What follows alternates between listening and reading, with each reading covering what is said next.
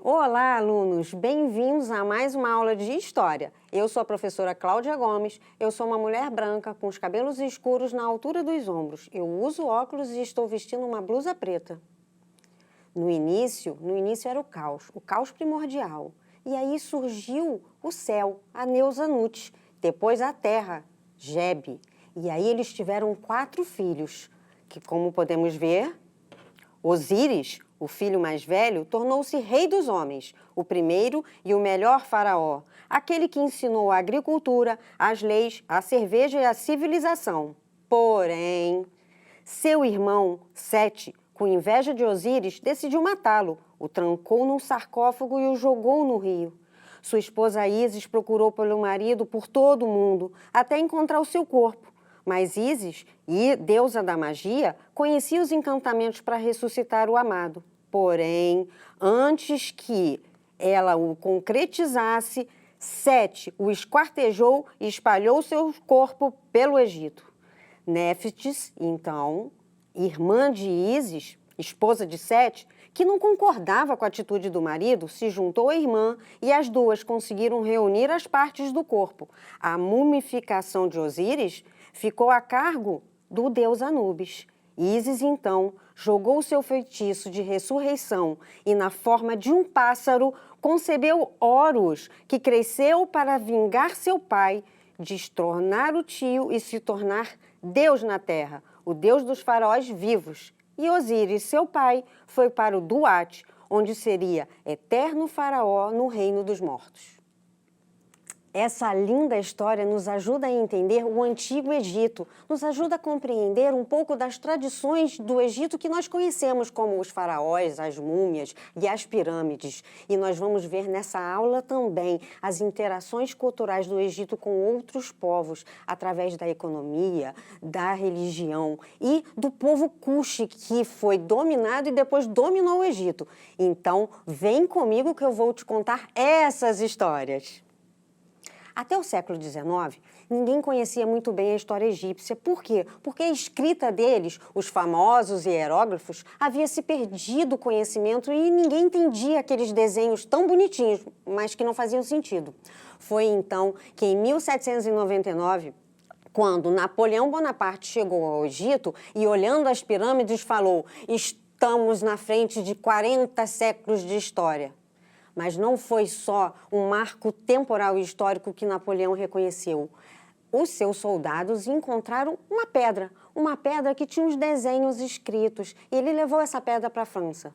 Foi lá que um rapaz, um egiptólogo muito jovem, chamado Jean-François Champollion, linguista e egiptólogo, começou a estudar essa pedra. Vamos dar uma olhada.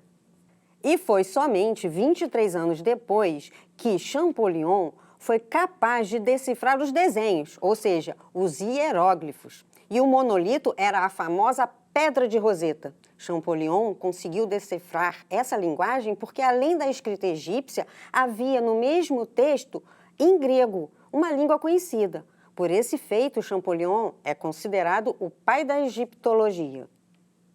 Mas primeiro vamos localizar onde fica o Egito para a gente continuar a falar dessa civilização? Você sabe aonde fica o Egito? Em que continente? Então, o Egito fica no continente africano. E a história egípcia começou há 8.000 anos atrás, quando pequenas comunidades começaram a se juntar ao longo do famoso Rio Nilo. Por volta de 3.500 anos antes da Era Comum, essas comunidades formaram 2 reinos, o do Alto Egito, próximo às montanhas da nascente do Nilo, e o reino do Baixo Egito, perto do delta do Nilo. Foi então que, mais tarde, o rei do Alto Egito conquistou as terras do Baixo Egito, como podemos ver no mapa, e fez a unificação, formando um grande império. Menes, como mostra a representação mitológica, foi o líder coroado como faraó, uma mistura de rei e deus. Geralmente, dividimos a história egípcia em 3 períodos. O primeiro, o Antigo Império, período de estabilidade política, progresso econômico. Nessa época foram construídas as grandes pirâmides de Quéops, Quefren e Miquerinos. Elas simbolizavam o poder e riqueza dos faraós do antigo império. Depois tivemos um período intermediário. Em seguida, o Médio Império, período em que, apesar da prosperidade, o Egito se enfraqueceu por causa das disputas internas. Então, os Hicsos, povo da Ásia Central, invadiu no Egito, permanecendo lá por 170 anos. E, por fim, o Novo Império, período que começou com a expulsão dos Hicsos e o período em que o Egito alcançou sua máxima extensão territorial. A organização social do Egito era extremamente hierarquizada. Isso significa que, por exemplo, se você nascesse camponês, você morreria provavelmente camponês. Não havia mudança social. E como podemos ver na pirâmide social, o faraó era mais do que de uma origem divina. Ele era o próprio Deus, considerado Horus na Terra. Ele era o administrador, o comandante militar e o juiz supremo do Egito. Além disso, era dono de todas as terras, recebendo impostos por isso. Depois vinham os sacerdotes, que tinham grande prestígio na sociedade. Além de responsáveis pela organização e condução dos cultos, cuidavam da administração dos templos, conheciam astronomia, geometria e aritmética. Havia também a nobreza, composta pelos parentes do faraó e dos antigos chefes das tribos. Já a elite militar detinha as altas patentes do exército, principalmente no Novo Império, junto com os funcionários do Estado, que desempenhavam diferentes atribuições, entre elas fiscalizar as plantações e cobrar os tributos. Entre os funcionários do Estado, o mais importante eram os escribas, pois eles sabiam ler e escrever e fazer cálculos. Por isso, eles eram muito respeitados na sociedade egípcia. Porém, a maioria da população egípcia era de camponeses. Se ocupavam com a criação de animais, caça, a pesca e a agricultura. Viviam em condições precárias e eram obrigados a pagar tributos ao Estado. Existiam também os artesãos, que faziam desde roupas até barcos. Já os escravizados, na maioria estrangeiros, capturados nas guerras, trabalhavam nos campos, nas minas do deserto e nas tarefas domésticas. Mas eles não eram a principal mão de obra na sociedade egípcia. Um exemplo disso foi a construção das pirâmides, que através das pesquisas arqueológicas demonstrou que os trabalhadores dessas obras não eram escravizados, e sim trabalhadores contratados. Isso porque ao redor da pirâmide foi encontrado um antigo cemitério e pela análise descobriu que essas pessoas tinham boa alimentação e cuidados médicos. Isso nunca aconteceria se eles fossem escravizados.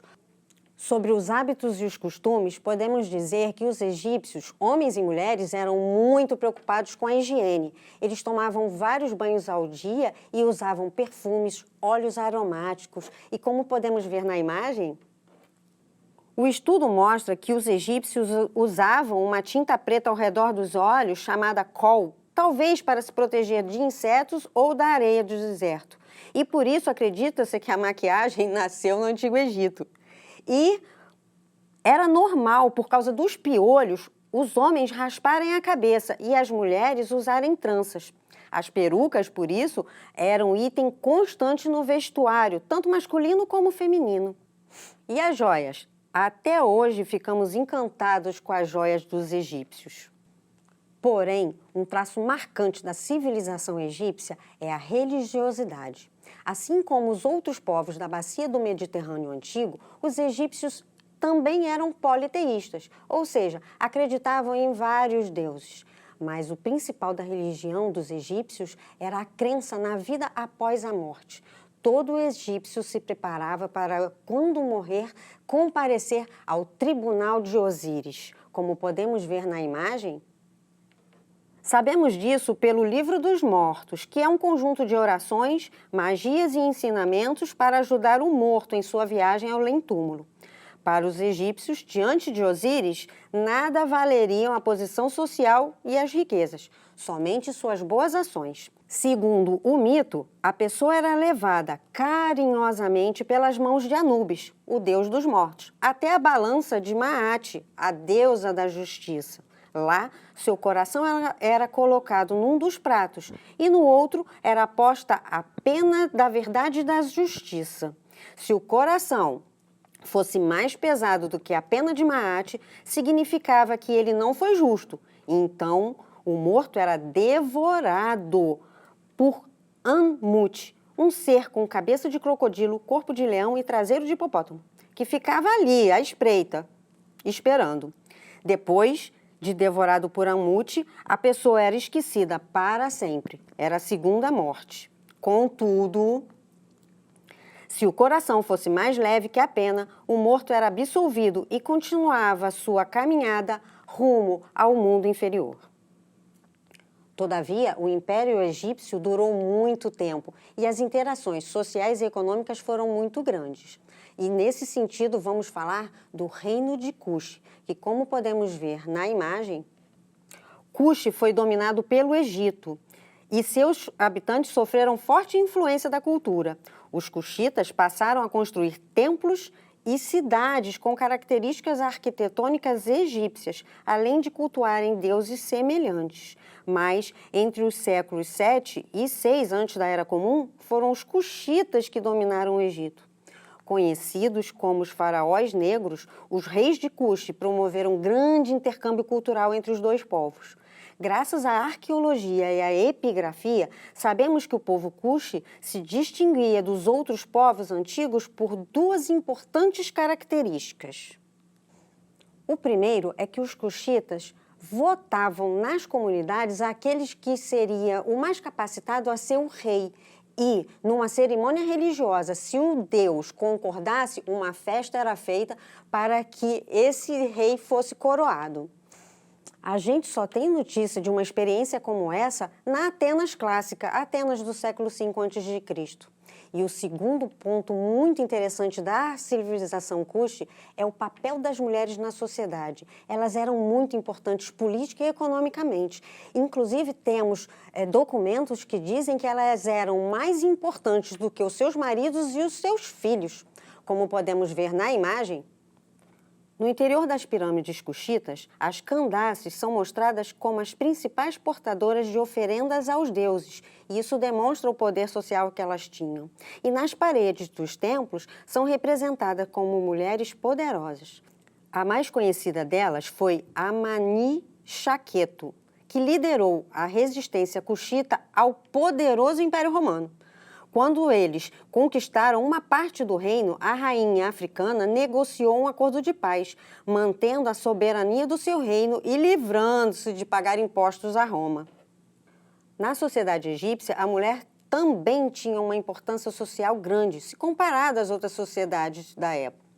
Sabemos que a rainha Hatshepsut, como mostra a imagem, foi uma das mulheres que assumiu o trono do Egito como rainha, quando seu irmão Tutmés II morreu. Ela governou por cerca de 15 anos. E o templo mortuário dela, aí na imagem, mostra todo o poder e riqueza dessa governante.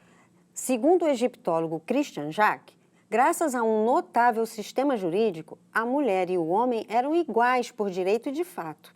A documentação mostra que as egípcias eram donas de casa, mas também tinham outros ofícios fora da vida familiar.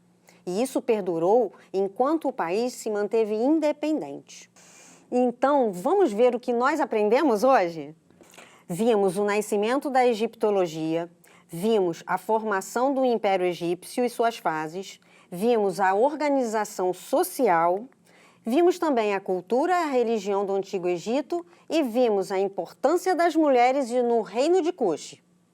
Nossa aula vai ficando por aqui. Mas eu gostaria de deixar para vocês um desafio ligado à arte egípcia, que até hoje nos encanta, não só porque é bonita, mas principalmente porque ela retratava a questão religiosa, ela tinha muito de sobrenatural. Então, como vemos no slide, a deusa Ísis, que se tornou uma das divindades mais populares do mundo antigo, inclusive tendo seu culto adotado por gregos e romanos, fez com que as imagens dela circulassem por toda a bacia do Mediterrâneo.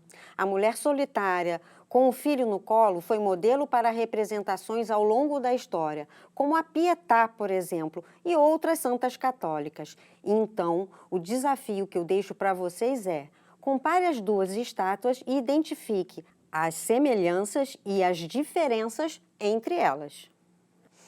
Nossa aula fica por aqui e eu espero vocês para a próxima aula de História. Tchau!